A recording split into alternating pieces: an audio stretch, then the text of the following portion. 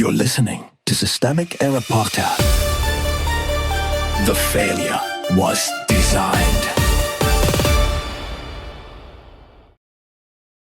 Shockingly lazy Trump's bizarre nocturnal habits uncovered in new analysis, based on an article by Alexander Willis.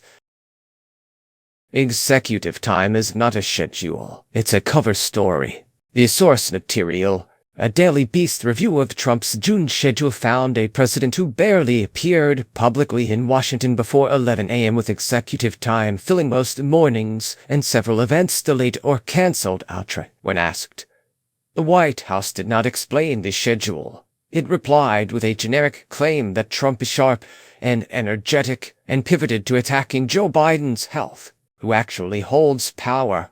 The relevant power here is not Trump the individual in some theatrical sense. It is the presidency as an institution, staffed by aides, protected by loyalists, and insulated by propaganda. If the president can disappear into morning fog, shift events at the last minute, and leave lawmakers waiting in the Capitol, the system is not correcting him. It is accommodating him. That is the point. The office does not merely reflect his habits, it absorbs them, normalizes them, and transmits them as official routine. The real decision-makers, the White House chose not to answer the question. That is the decision. This spokesperson's statement did not address the schedule at all.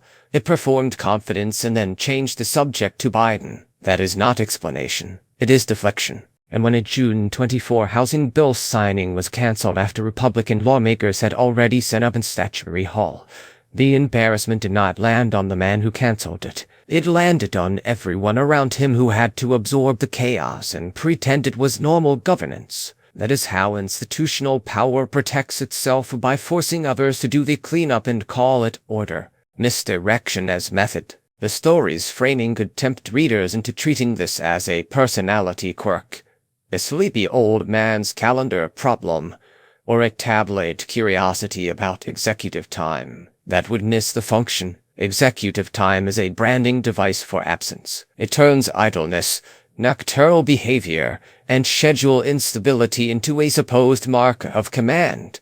The White House response follows the same logic. When confronted with Trump's own schedule, it reached for Biden. That is not random whataboutism. It is a deliberate effort to move the argument away from concrete conduct and into partisan theater, where accountability evaporates. What the pattern reveals. This is what authoritarian politics looks like in banal form, and not always loud, not always dramatic, but steadily organized around evasion, impunity, and control of the narrative. The leader is allowed to be unavailable. The staff is allowed to cover. The party is allowed to pretend chaos is strength, and the press is left to translate an obvious failure of executive discipline into a question about vibes.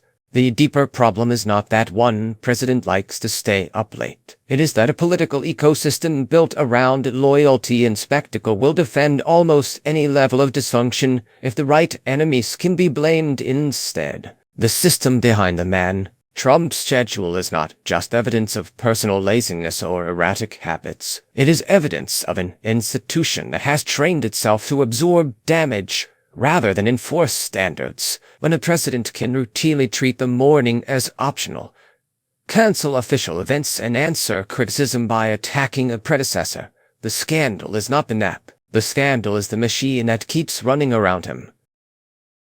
You've been listening to Systemic Error. Thanks to Ross Story for today's article, with the automated voice of John. Thanks for listening.